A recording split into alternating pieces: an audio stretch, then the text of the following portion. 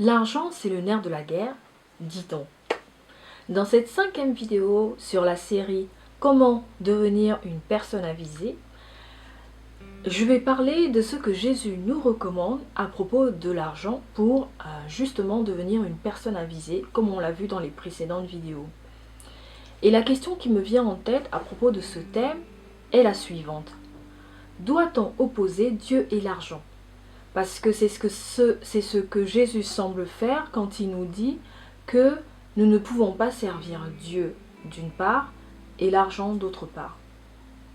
Dans les précédentes vidéos, dont je vais te mettre les liens dans la barre d'informations et sur les fiches à l'écran, je pense qu'elles vont apparaître, on a parlé premièrement de comment devenir une personne avisée. Je t'invite notamment à aller voir la série. Ensuite, dans une seconde vidéo, on a parlé de comment faire l'aumône en secret. Et puis, nous avons abordé la question de la prière à travers la question comment prier en secret. Et enfin, la dernière vidéo de cette série pour devenir une personne avisée concernait le jeûne à travers la question comment jeûner en secret. Ça fait plusieurs semaines déjà. J'ai donc déjà présenté 4 sur 9 des conseils que Jésus donne pour devenir une personne avisée. Et dans cette vidéo-ci, nous allons parler du 5e conseil que Jésus donne pour devenir une personne avisée. Donc si ça t'intéresse d'écouter la suite, on se retrouve tout de suite après ça.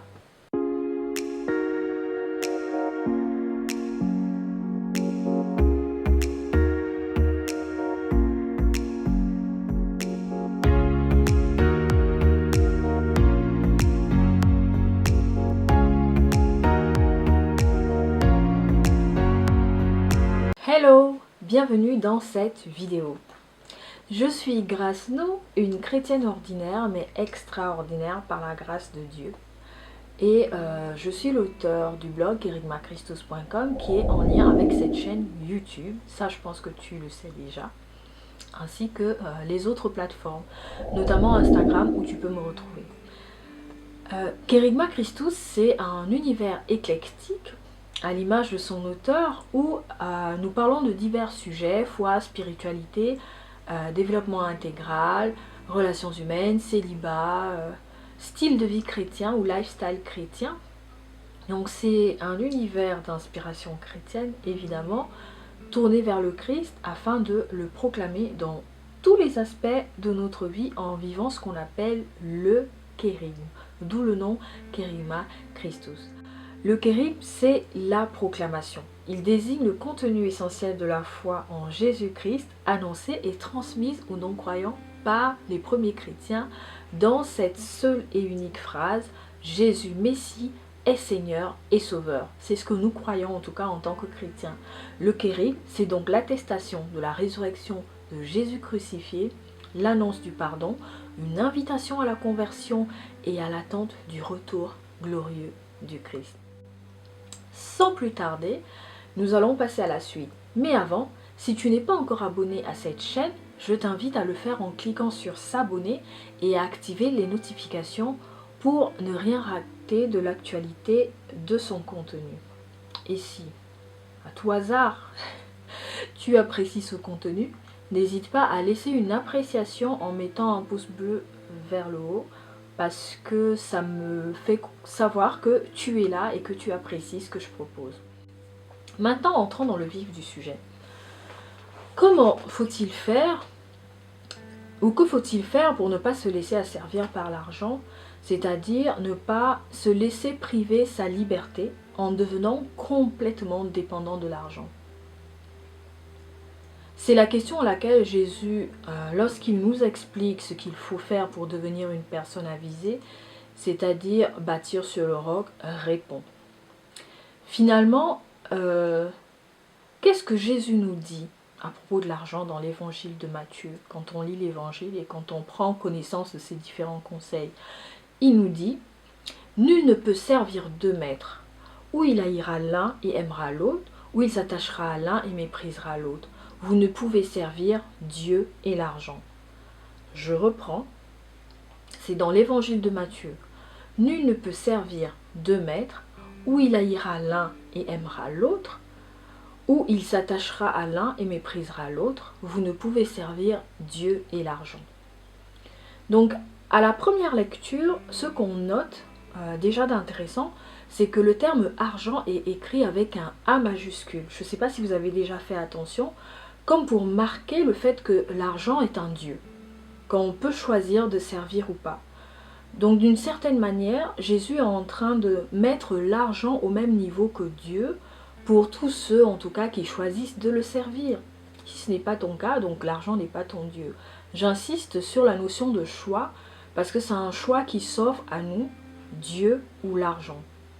On a donc le choix de servir Dieu ou bien de servir l'argent comme un Dieu. Et le Dieu argent dont il est question dans l'évangile, c'est Mammon, l'argent personnifié, donc divinisé. Le fait de diviniser l'argent est un acte d'idolâtrie, et l'idolâtrie, je pense que tu le sais, est une perversion. C'est lorsqu'on adore à l'excès. Et d'ailleurs, je me demande si le terme aimer peut être utilisé dans ce cas, parce que celui qui aime l'argent au point de l'ériger comme un dieu dans sa vie, le considère, ou plutôt considère Mammon comme seul et unique, capable de lui procurer du bonheur dans sa vie terrestre. Et pourquoi pas aussi dans sa vie après la mort, parce que nous on croit à la vie après la mort en tant que chrétiens, donc certainement les personnes qui considèrent l'argent comme un dieu espèrent peut-être que l'argent continuera d'être leur dieu même dans leur mort. C'est peut-être pour cette raison que ces personnes-là s'attachent énormément à l'argent, s'attachent énormément aux biens terrestres. Comme le précise le catéchisme de l'Église catholique, l'appétit désordonné de l'argent ne manque pas de produire des effets pervers, et c'est l'une des causes des nombreux conflits qui vont perturber l'ordre social. Je mettrai éventuellement les références dans la barre d'information. Donc je reprends ce que j'ai dit précédemment. L'appétit désordonné ne manque pas de produire des effets pervers. C'est une cause de nombreux conflits qui perturbent l'ordre social. Donc il s'agit de conflits de plusieurs ordres, et je ne vais pas te faire un dessin. L'argent est source de tellement de conflits, que ce soit dans les couples, dans les familles et dans d'autres sphères de la société. On dit d'ailleurs que les bons comptes font les bons amis. Les bons comptes font les bons amis. J'aime bien le slogan de la maison des Lannister dans la célèbre série Game of Thrones. Je ne sais pas si tu l'as regardé. Les Lannister payent toujours leurs dettes. Donc si on paye ses dettes, au moins on évite les conflits, au moins on évite de perturber l'ordre social. Et on voit que Jésus parle de l'argent comme un maître en nous mettant en garde contre l'attachement qu'on pourrait lui manifester. Et il s'agit d'un attachement qui risquerait de nous éloigner du Seigneur, de nous pousser à haïr le Seigneur, à le mépriser pour le Dieu argent, donc Mammon. Choisir Dieu, c'est donc décider de ne pas se laisser asservir par le Dieu argent, comme j'avais dit, Dieu ou l'argent. Ça implique donc d'avoir un usage raisonné de l'argent. J'entends souvent dire que l'argent c'est le diable, etc. Pour moi, c'est une fausse croyance, et surtout une croyance limitante. Et je pense d'ailleurs que c'est l'une des raisons pour lesquelles les chrétiens ont un problème avec l'argent. Vraiment, les chrétiens ont un gros problème avec l'argent. Les chrétiens ont développé une peur envers l'argent, comme si celui-ci avait autant de pouvoir qu'on semble lui donner. On a tendance à le considérer comme un dieu, et pourtant ce n'est que de l'argent. L'argent, ce n'est qu'un objet qui n'est rien sans l'être humain, parce que c'est l'être humain qui donne à l'argent une certaine valeur marchande. Donc l'argent, ce n'est que de l'argent. Je ne suis pas en train de dire que nous n'avons pas besoin de l'argent pour vivre, attention, notamment pour combler nos besoins primaires comme payer son loyer, oui, manger, s'habiller, se déplacer, aller chez le coiffeur, etc. Et d'ailleurs, il y a quelques semaines, une personne m'a dit « ça fait plaisir d'avoir de tes nouvelles, ça faisait longtemps, Et j'ai répondu à cette personne, je cherche l'argent. C'est vraiment très sérieux, ne riez pas, je cherche l'argent. Si vous avez une solution miracle, dites-le moi. Je te raconte simplement ça parce que même si Jésus nous met en garde contre l'argent, nous en avons aussi besoin pour vivre. C'est juste qu'il faut faire la part des choses. Si nous n'avions pas besoin d'argent, nous n'aurions pas besoin non plus de travailler contre une rémunération. Donc on a besoin d'argent. Dieu n'est pas contre l'argent, ni le fait d'en posséder. D'ailleurs, on peut lire dans le livre des Proverbes que cette parole: honore Yahvé de tes biens et des prémices de tout ton revenu, alors tes greniers regorgeront de blé et tes cuves déborderont de vin nouveau. On peut le lire dans Proverbes 3, verset 9. Tu peux honorer Dieu par exemple en payant le denier du culte, en versant la quête, en faisant des dons aux associations ou aux personnes de ton entourage ou à celles qui sont dans la rue. Donc voilà, il y a vraiment une large palette. Dieu n'est pas contre l'argent, ni le fait d'en posséder. Il faut juste éviter de l'ériger en maître. Voilà, donc je reprends, Dieu n'est pas contre l'argent. Parce que l'argent appartient à Dieu, parce que nous appartenons à Dieu. Donc il ne faut pas en faire une idole dans nos vies. Et si l'amour de l'argent prend plus de place dans notre cœur que l'amour pour Dieu, c'est ça qui est problématique. Ça veut dire qu'on est en train d'ériger l'argent en maître, en Dieu. L'argent n'est pas maléfique, mais c'est le pouvoir qu'on lui donne et l'usage déraisonné qu'on va en faire qui donne à l'argent un pouvoir maléfique. J'ai parlé précédemment au tout début de la vidéo de faire un choix, Dieu ou l'argent. Donc c'est un choix.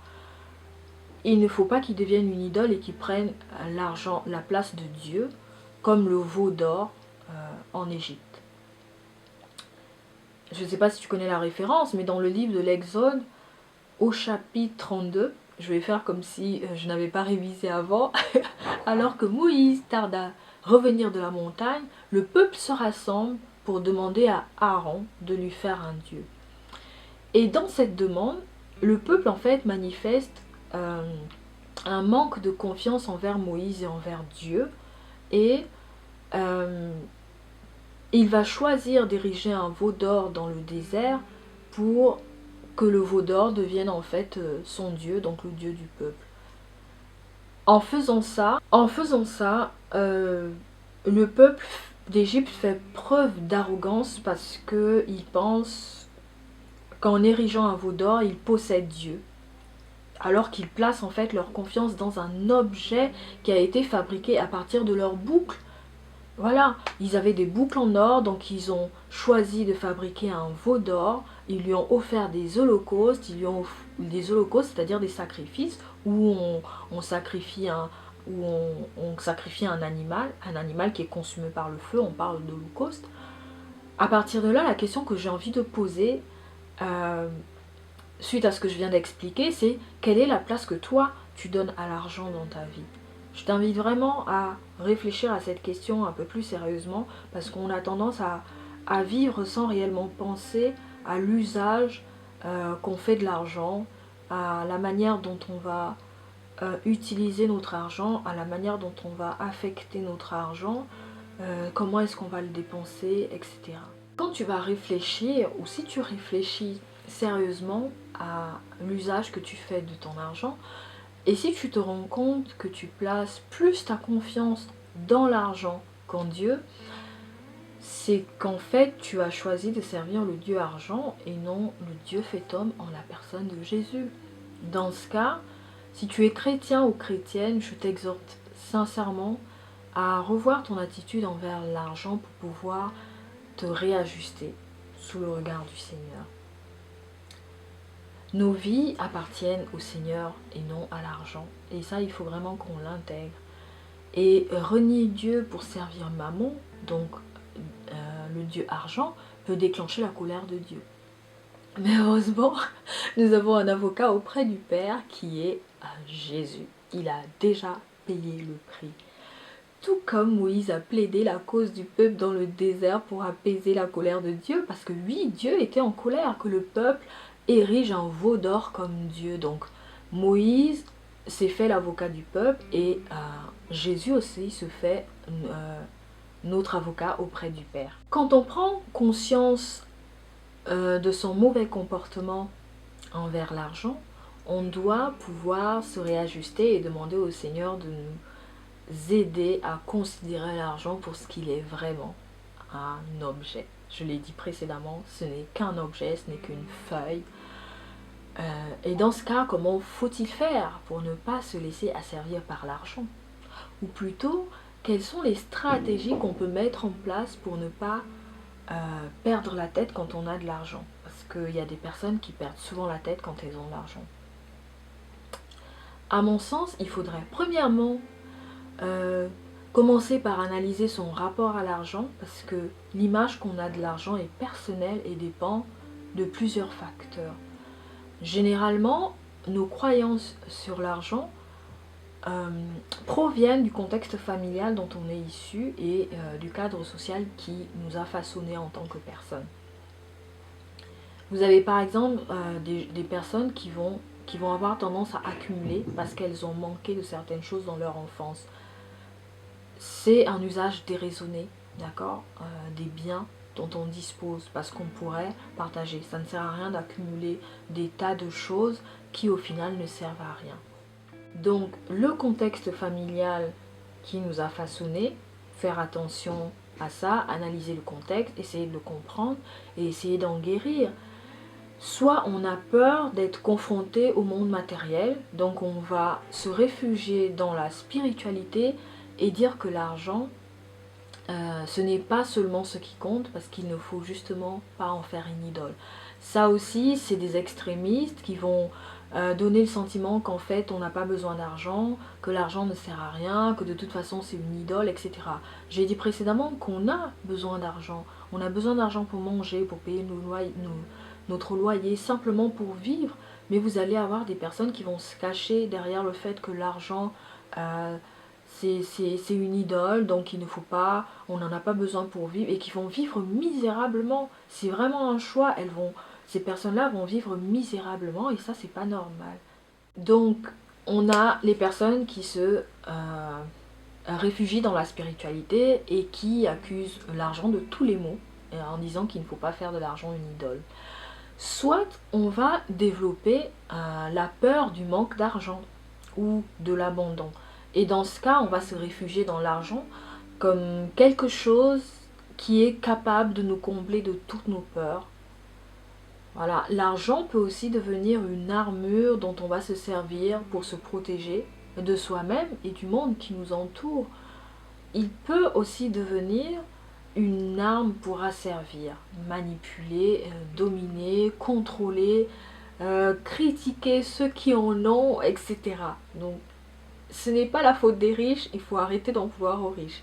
On peut aussi considérer l'argent ou s'en servir comme une parure pour compenser son manque d'estime de soi. Et donc, ça va engendrer la convoitise et l'admiration. On va se fabriquer une image sociale qui est idéale, donc on se cache derrière l'argent. Deuxièmement, il faut essayer de se responsabiliser par rapport à l'argent. Donc, ça implique de prendre certaines habitudes et ça, ce n'est pas le plus facile. Par exemple, établir un budget chaque mois ou chaque semaine pour garder le contrôle sur ses finances. Et c'est vraiment pas facile parce qu'il faut être régulier, il faut être rigoureux, sinon on perd pied. Il faut apprendre à limiter les dépenses superflues en voulant vivre au-dessus de ses moyens. Je le dis pour vous et moi, pour toi et moi. Il faut essayer d'apprendre à vivre simplement, faire un état des lieux de ce dont on dispose et ce dont on a réellement besoin, et pour avoir une vision claire de la manière dont on va affecter son argent. Et puis il faut apprendre à ne pas tout jeter, à customiser, à revendre sur des sites de revente en ligne, parce qu'il y a des personnes qui peuvent en avoir besoin. On peut même aller plus loin en mettant en place un plan d'épargne. Si on a des revenus assez réguliers, on peut créer par exemple un compte qui est dédié exclusivement à l'épargne.